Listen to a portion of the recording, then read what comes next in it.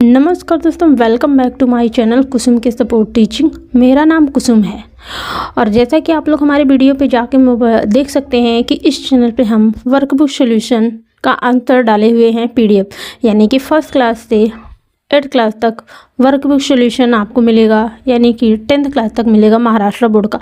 तो हम फर्स्ट से लेके इंटर तक कोई भी इंग्लिश की बुक उसकी हिंदी में समरी भी देते हैं और उसका एक्सप्लेनेशन भी समझाते हैं और उसके क्वेश्चन आंसर को कोई आपको हिंदी में समझाने वाले हैं ताकि आपको समझ में आ जाए।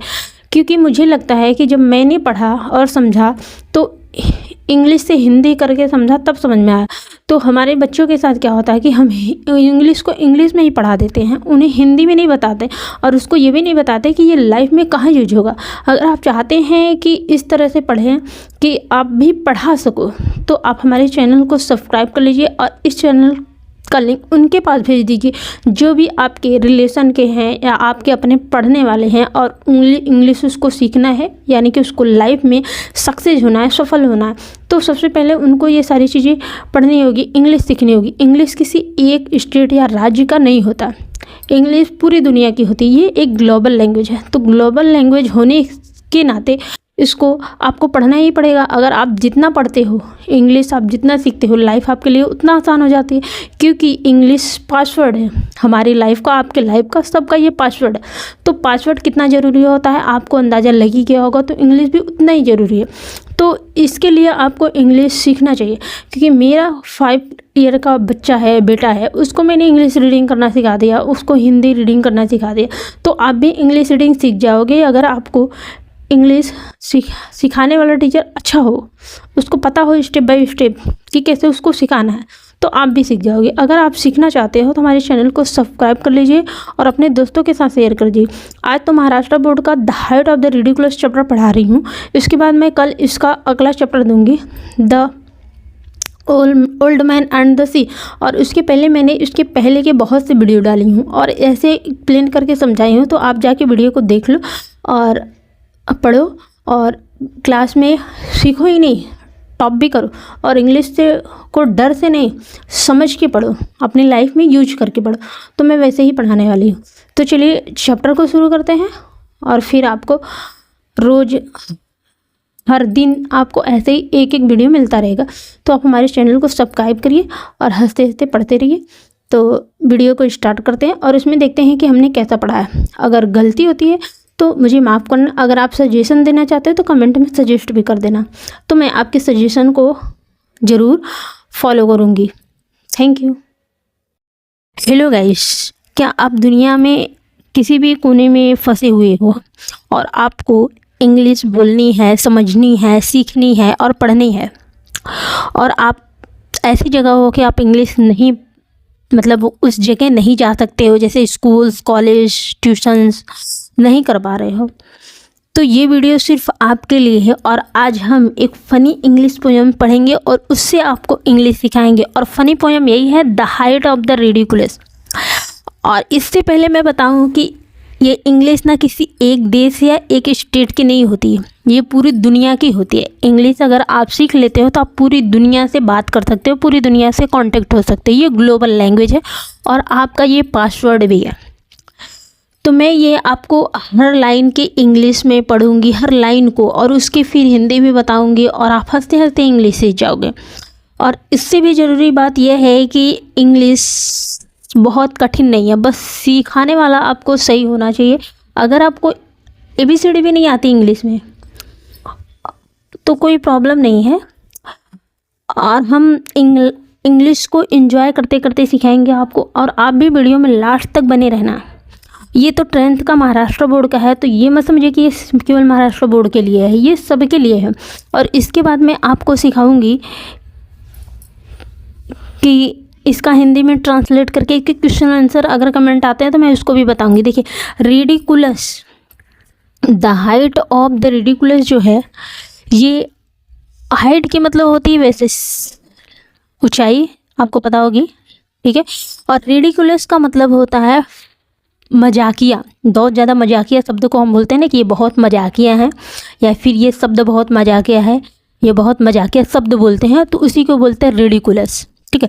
रिडिकुलस, देखिए आपको नए नए इसमें वर्ड्स मिलेंगे, नए नए सेंटेंस मिलेंगे। हिंदी में इस शब्द को क्या कहते हैं और इंग्लिश में क्या कहते हैं, दोनों का ट्रांसलेशन करके अगर आप इंग्लिश सीखते हो तो आप कभी नहीं भूलोगे और आप एकदम कॉन्फिडेंटली इंग्लिश जल्दी से सीख जाओगे। और 10th क्लास के बच्चों का सबसे बड़ी प्रॉब्लम ये होती है, इंग्लिश तो इंग्लिश तो पढ़ लेते हैं लेकिन हिंदी उन्हें नहीं पता होती है। और घरेलू लाइफ में, हम अपनी लाइफ में, रियल लाइफ में कहाँ पे इसका यूज करते हैं ये नहीं पता होती है। अब देखिए मैं ये बताऊँगी आपको कि पहली से लेके 12वीं क्लास तक की कोई भी क्लास के हो, आपको इंग्लिश नहीं समझ में आ रही है तो आप हमारे चैनल को सब्सक्राइब कर लीजिए।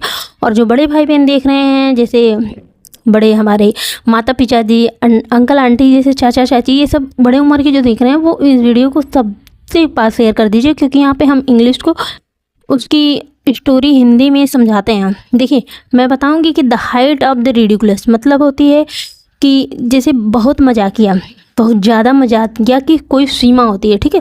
तो बहुत ज़्यादा मजाकिया की सीमा, तो हंसी की सारी सीमाएं पार करना, इस चैप्टर का नाम ही है कि हंसी की सारी सीमाएं पार कर देना, ठीक है। I wrote some lines once on a time in wondrous merry mood.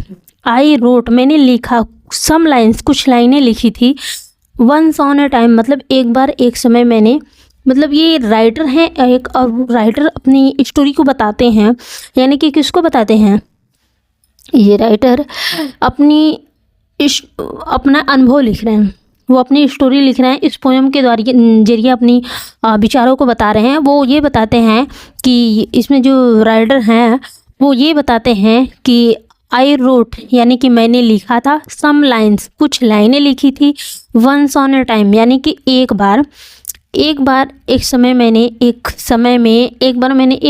कुछ लाइनें लिख दी थी, ठीक है। तो राइटर हमेशा लिखते ही रहते हैं, तो जैसे राइटर ने लिखा और उन्होंने इंग्लिश में से बताया, जैसे अगर राइटर की जगह आप होते तो आप यही बोलोगे इंग्लिश में कि I wrote some lines once on a time, ठीक है। In wondrous merry mood, in यानी मैं, वंडरस मैरी मूड मतलब मैं बहुत मैरी मूड में था, मतलब खुशी की मूड में था, मजाकिया के मूड में था, खुशी के मूड में था। वंडरस यानी बहुत अधिक खुशी मिजाज में था, खुशी के मूड में था। जैसे कि अगर आप कभी खुशी मिजाज में होते, खुशी मूड में होते तो आप बोलते हो ना कि मैं बहुत आज खुश हूँ, मेरा मूड बहुत खुश है, मजाकिया है। तो ऐसे ही आई वंडरस मैरी मूड मतलब मैं बहुत मजाकिया मूड में था, तब मैंने कुछ लाइनें लिख दी थी, यानी कि राइटर अपनी बात बताते हैं। और वो आगे बताते हैं कि and thought as usual man would say they were exceeding good. And thought मतलब और वो सोचते हैं, यानी कि राइटर जो हैं उनको ऐसा लगता है कि एज यूजुअल जैसे अक्सर, यूजुअल का मतलब होता है प्राय, जैसे सभी लोग पहले, मैन वुड से यानी कि आदमी पहले जैसे कहा करते थे कि दे वेयर एक्सीडिंग गुड, कि यानी कि वे एक्सीडिंग गुड बहुत अच्छे होंगे। यानी कि उनका कहने का ये मतलब है कि जैसे हम लोग कभी कभी अच्छा काम करते हैं तो हम लोग ये एक्सपेक्ट करते हैं कि अगर हम अच्छा काम करेंगे तो लोग देखेंगे तो बोलेंगे ये अच्छा काम कर रहा है। तो ऐसे राइटर ने बोला कि जैसे मुझे लोग पहले से ही अच्छा बोलते थे मेरे कामों को, वैसे ही मैं इस लाइन को लिख रहा हूँ, इसको भी सब अच्छा ही बोलेंगे, ठीक है। तो दे वेयर इज गेटिंग गुड, ये बहुत ही अच्छा है। वो लोग मतलब आदमी लोग देखेंगे तो बोलेंगे, सभी लोग बोलेंगे कि ये बहुत अच्छा है, यानी कि तुमने बहुत अच्छा लिखा है। तो दे were so courier, so very courier, ठीक है। तो वो बताते हैं कि दे वेयर सो क्यूरियर, यानी कि वह जो लाइनें मैंने लिखी थी वो बहुत ही क्यूरियर थी। अब आप कहेंगे कि क्यूरियर का मतलब क्या होता है, तो देखिए हेलो गाइस, क्या शब्द भी पावरफुल होते हैं और ये शब्द आपको कभी हंसा भी देते हैं, कभी रुला भी देते हैं। क्या आपने कभी ऐसा फील किया है? क्या आपने भी कभी किसी की चिट्ठी या मैसेज पढ़कर हंस पड़े हो? क्या कभी ऐसा हुआ है आपके साथ कि कुछ पढ़ा आपने और ज़ोर से आपको हंसी आ जाए? अगर किसी का प्रेम प्रथम मज़ेदार हो तो क्या होगा? आज हम एक ऐसी पोयम पढ़ने वाले हैं और इस पोयम के जरिए सीखने वाले इंग्लिश पढ़ना, लिखना, बोलना। इसमें इंग्लिश के नए नए वर्ड्स मिलेंगे, टेंसेज मिलेंगे और ये पोयम बहुत ही मज़ेदार है। मतलब कि जैसे कि आप मजाकिया रील्स देखते हैं और मोबाइल में देखते देखते हंसते हंसते लोटपोट हो जाते हैं, गिर जाते हैं, बाकी सामने वाले यानी कि घर में और कोई हैं बड़े बुजुर्ग, मम्मी पापा, तो वो देख के बोलते हैं कि ये पगला गया है।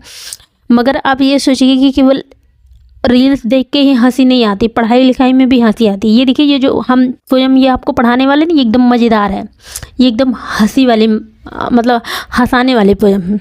तो आप भी चलिए हमारे साथ पढ़िए और इंग्लिश सीखिए और मज़ेदार तरीके से हंसते हंसते। तो चलिए हम सिखाते हैं कि द हाइट यानी कि सीमा यानी कि हद, ऑफ द रिडिकुलस यानी कि मजाक, मजाक की सीमा पार करना, मजाक का हद पार करना। अब रिडिकुलस यानी कि किसी को बोलते हो तो वो टू फनी टू बिलीव यानी कि वो बहुत ही मजाकिया शब्द को बोलते हैं कि दिस इज रिडिकुलस, ये बहुत रिडिकुलस मैन है, ये बहुत मजाकिया मैन है, ठीक है। तो हाइट ऑफ द रिडिकुलस यानी कि हद की सीमा, कौन किसकी हद, मजाक की हद की सीमा, ठीक है। तो मजाक की हद की सीमा भी होती है, ठीक है। तो हर चीज़ का सीमा होती है, तो मजाक की हद की भी सीमा होती है। तो चलिए इस चैप्टर के जरिए पढ़ते हैं कि देखते हैं कि इसमें क्या लिखा हुआ कि मजाक की हद की सीमा में क्या है, ठीक है। तो ये होता है कि मतलब इसमें एक राइटर हैं और वो बताते हैं कि उन्होंने एक बार ऐसे बैठे बैठे और वो अपनी कुछ लाइनें लिख दिए और वो मजाकिया मूड में थे, तो मजाकिया वाले शब्द लिख दिए पोएम में और उसको अपने नौकर को बुला के उसको दे दिए कि लेके जाओ भाई, उसको प्रिंट करा के लाओ। और वो जब आदमी उनका सर्वेंट लेके जाता है प्रिंट कराने के लिए, लेकिन उसके पहले उसको पहले वो पढ़ना चाहता है कि इसमें लिखा क्या है। तो जब वो सर्वेंट पढ़ने लगता है तो उसको हंसी आ जाती है, यानी कि जब वो पहली लाइन पढ़ता है तो उसको धीरे से हंसी आती है, लेकिन ऐसा पता नहीं क्या लिखा था उसमें। तो और वो जब दूसरी लाइन पढ़ता है तो उसको उसकी हंसी और बढ़ जाती है, तीसरी लाइन पढ़ता है तो उसकी हंसी एकदम तेज़ हो जाती है, यानी कि दूसरे रूम तक सुनाई देने लगती है। और चौथी लाइन जब पढ़ता है तो उसके मतलब कि और हंसी उसकी बढ़ती ही जाती है। और पाँचवीं और छठवीं लाइन में, पाँचवीं लाइन में उसके बेल्ट यानी कि पैंट का जो बेल्ट लगा हुआ तो वो टूटता है और छठी लाइन में उसकी, छठी लाइन पढ़ते ही उसके वो गिर जाता है नीचे, ठीक है। उसके छठी लाइन में बटन टूट जाते हैं, ठीक है, शर्ट के बटन टूट जाते हैं, पैंट टूट जाता है, पैंट का बेल्ट टूट जाता है और वो ज़मीन पर धड़ाम से गिर जाता है। ऐसा हम लोगों के साथ भी होता है, कभी ना कभी हुआ भी है। तो कमेंट में बताना है कि किसके साथ हुआ है।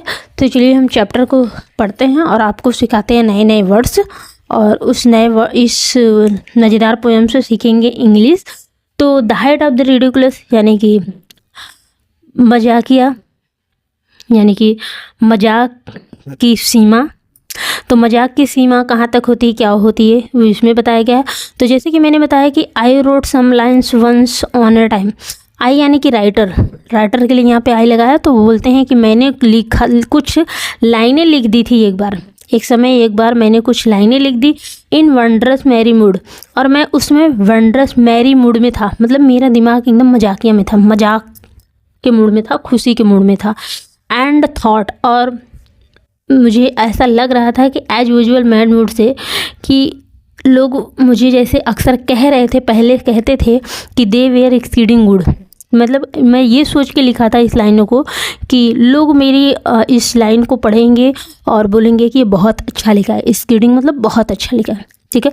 They were so curious, so very curious, I loved as I would die, यानी कि यहाँ पे वो पोएम बताते हैं कि दे वेयर सो क्यूरियर, मतलब ये इतने फनी थे, इतने मजाकिया लाइनें थी जो मैंने लिखी थी, वो बहुत ज़्यादा मजाकिया थी। और उसको पढ़ करके आई लव्ड, मैंने मतलब खुश भी हंसा। वो लाइन क्या थी पता नहीं, लेकिन राइटर बोलते हैं कि मैं भी हंसा और इतना हंसा कि जैसे मैं मर ही जाऊँगा, आई वुड डाई यानी कि मैं मर ही जाऊँगा। Albeit in the general way, albeit in the general way यानी कि हालांकि मैं सामान्य तौर पर a sober man am I, मैं एक सोबर मैन हूँ, यानी कि मैं गंभीर हूँ, यानी कि राइटर हमेशा गंभीर ही होते हैं। कोई मजाकिया और कॉमेडी कोई कुछ दूसरे के विचारों को पढ़कर अपने विचारों को समझकर लिख नहीं पाता, हालांकि कुछ लिखते हैं, लेकिन इसमें राइटर बताते हैं कि मैं एक सोबर मैन हूँ, मैं एक सीरियस मैन हूँ, फिर भी मैंने एकदम मजाकिया लाइनें लिखी। और उसके बाद I called my servant and he came, how kind it was of him, और उसने बताया कि मैंने अपने सर्वेंट को बुलाया, यानी कि जब उन्होंने लाइनें लिखी तब उसने अपने सर्वेंट नौकर को बुलाया। एंड ही केम, और वह आया। How kind it was of him, how kind it was of him, यानी कि वह कितना दयालु था, कौन दयालु था? वो नौकर। तो बोलते हैं कि वो कितना दयालु था, वॉज ऑफ हिम, मतलब उसके लिए, यानी कि मेरे लिए। तो राइटर बोलते हैं कि वो कितना दयालु था मेरे लिए। To mind a slender man like me he of the mighty limb. To mind मतलब मेरा ख्याल रखता था। ए स्लेंडर मैन मतलब मैं एकदम दुबला पतला आदमी था। लाइक मी मतलब मैं एकदम दुबला पतला आदमी, एकदम पतला आदमी, कमज़ोर आदमी था। और ही ऑफ द माइटी लिम, और वो एकदम ताकतवर आदमी था, फिर भी वो मेरा बहुत ध्यान रखता था। और उसके लिए कितनी दयालुता की बात है कि वो इतना मेरे ऊपर ध्यान रखता था। तो दीज टू द प्रिंटर, वो बोलते हैं कि जब वो आया तो these two the printer I exclaimed, मैंने उसको समझा दिया कि इसको प्रिंटर को दे आओ, यानी कि इसको प्रिंट करा के लाओ। And in my humorous way I added as a trifling jest there will be the devil to pay. And और इन माई होमरश वे, मैं फिर मजाकिया शब्दों में मजाक करते हुए आई एडेड, मैंने आगे कहा कि as a trifling jest there will be the devil to pay, कि अब इसके लिए तो पे भी करना पड़ेगा, यानी कि मुझे प्रिंटर का पैसा भी देना पड़ेगा। मतलब मैं मजाकिया में उसको बोला, यानी कि सर्वेंट को बोला। तो जैसे कि हम प्रिंटर के पास जब जाते हैं प्रिंट कराने तो उन्हें पैसा देना पड़ता है, तो वही इन्होंने इस लाइन में लिखा कि हमें तो पैसा भी देना पड़ेगा। तो he took the paper and I watched as saw him peep within. He took the paper यानी उसने पेपर लिया, एंड और आई वॉच्ड और मैंने देखा कि, and saw him peep within और वह इसको इसमें झांकने लगा। यानी कि राइटर बताते हैं कि जब मैंने सर्वेंट को पेपर दिया तो सर्वेंट ने टुक कर दिया, मतलब पेपर को टुक कर गया, ले लिया और वॉच्ड इट, और मैंने यह देखा कि जैसे ही वह उसमें देखा विद इन यानी कि पेपर में वह देखा, at the first line he read और वह पहली लाइन पढ़ा, his face was all upon the green और उसके पूरे फेस पर स्माइल आ गई। ग्रीन का मतलब होता है स्माइल आ गई। और ही रीड द नेक्स्ट, फिर उसने अगली लाइन पढ़ा तो the green very grew broad, जब वो दूसरी लाइन पढ़ा तो उसकी जो ग्रीन थी मुस्कान थी वो बढ़ गई। And shot from ear to ear और shot from ear to ear और कानों पहुंच गई, मतलब कि उसका जो मुस्कान थी वो कान तक पहुंचने लगी, यानी हमारे कानों तक आ गई। He read the third and chuckling noise, जब आप भी हंसते हो मुस्कुराते हो तो दूसरे को सुनाई देता है। तो वो जब तीसरी लाइन पढ़ता है, देखिए ये हैं उनके सर्वेंट, तीसरी लाइन जब पढ़ते हैं तो ए चकलिंग नॉइज, एक लाउडली क्वाइटली एकदम बिल्कुल हाँ हाँ हाँ करके आवाज़ आती, देखिए यहाँ पे हंस रहे हैं हाँ हाँ। तो I now began to hear, अब मैं सुनने लगा। ठीक है, तो बोलते हैं राइटर बोलते हैं कि वो जब चकलिंग नॉइज निकालते हैं एकदम हंसी तेज़ से हंसने लगते हैं तो मैं उसको सुनने लगता हूँ, मुझे सुनाई देने लगा। तो the fourth line he broke into roll, और जब चौथी लाइन वो पढ़ा, यानी कि राइटर का सर्वेंट पढ़ते हैं ये, चौथी लाइन में वे बहुत तेज़ से हंसते हैं रोर करके एकदम हा हा रावण की तरह। और पाँचवीं लाइन में हिज वेस्ट बैंड स्प्लिट, और उसकी पाँचवीं लाइन में तो वेस्ट बैंड यानी कि कमर की जो स्प्लिट थी यानी कि बेल्ट था टूट जाता है। और the sixth he brushed 5 buttons and tumbled in A fit, और 6th लाइन जब वो पढ़ते हैं तो हिज ब्रश्ड 5 बटन, उसके ये 5 बटन टूट जाते हैं शर्ट के और वो टम्बल हो जाता है यानी कि गिर जाता है इन ए फिट, तो वो टम्बल होके गिर जाता है। तो राइटर आगे राइटर ने अपनी आगे उन्होंने बताया कि 10 days and nights with sleepless eyes I was that rich man and since I never dare to write as funny as I can। तो 10 days यानी कि 10 दिनों तक एंड नाइट 10 दिन और रात विथ स्लीपलेस आइज, स्लीपलेस का मतलब होता है बिना सोए हुए आँखों से। ठीक है, बिना सोए हुए आँखें, 10 दिन 10 रात तक वो बिना सोए थे, कौन? राइटर। और I watch that wretched man, और मैंने देखा कि वो जो रिच्ड मैन बेचारा आदमी, रिच्ड मैन का मतलब होता है बेचारा आदमी, एंड सिंस उस बेचारे आदमी को मैं 10 दिनों तक बिना सोए देखता रहा। ठीक है, तो राइटर कहते हैं मैंने उस बेचारे आदमी को 10 दिनों तक बिना सोए, ठीक है, रात दिन उसको देखता ही रहा। And since I never dare to write, और मैं कभी भी ऐसा लिखने का साहस नहीं किया as funny as I can. इतना जितना मैं फ़नी लिख सकता था, जितना मैं मजाकिया लिख सकता था, उस दिन के बाद से मैंने कभी इतना मजाकिया लिखने का साहस नहीं जुटा पाया, हिम्मत नहीं जुटा पाया, इतना मेरे पास हिम्मत नहीं था। तो आपको कैसे लगा पोयम, तो आप कमेंट में बताइएगा, और आपको कौन सा चैप्टर चाहिए वो भी मुझे बताइएगा। चलिए हम क्वेश्चंस को बता देते हैं कि find out expression from the poem that indicate funny moments. ठीक है, तो इसमें आपको एक्सप्रेशंस बताने हैं कि जो पोएम में इंडिकेट किए गए हैं फ़नी मोमेंट को। ठीक है, तो जैसे पहला है कि I loved as I would die, यानी कि इसमें आपका एक्सप्रेशन कैसा रहता है वो, ऐसे करके बहुत सी लाइनें हैं इसमें। और उसके बाद आते हैं दूसरे क्वेश्चन पे कि ऑर्डर ऑफ सीक्वेंस, इस सीक्वेंस को ऑर्डर करना है। हिज वेस्ट बैंड स्प्लिट, ये तो लास्ट में होता है। द ग्रीन ग्रीव ब्रॉड, ये दूसरी लाइन है। स्लीपलेस आइज एकदम लास्ट की है। Was all upon the green, he broke into a roar, he brush 5 button of, ये उसमें से आपको पोएम में से मिल जाएगा। इसमें सिर्फ ये बताना है कि पहली लाइन कौन सी है, फिर दूसरी लाइन, फिर तीसरी लाइन। ठीक है, उसके बाद आप राइमिंग वर्ड्स हैं जिसको इसमें से आप कर सकते हैं। और उसके बाद आ जाते हैं ये match the lines with the figure of speech. तो यहाँ पे देखिए आंसर टिक लगा हुआ है, तो आप इसको कर सकते हो आंसर को। और फिर उसके बाद ये आंसर आप कर लीजिए मोबाइल को रोक के वीडियो को 5 और 6 का। तो ये रहे 5 और 6 के पूरे आंसर।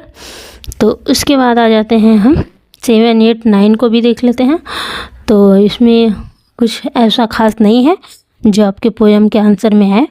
तो हम अगली वीडियो में अगले चैप्टर का देंगे, the old man and C.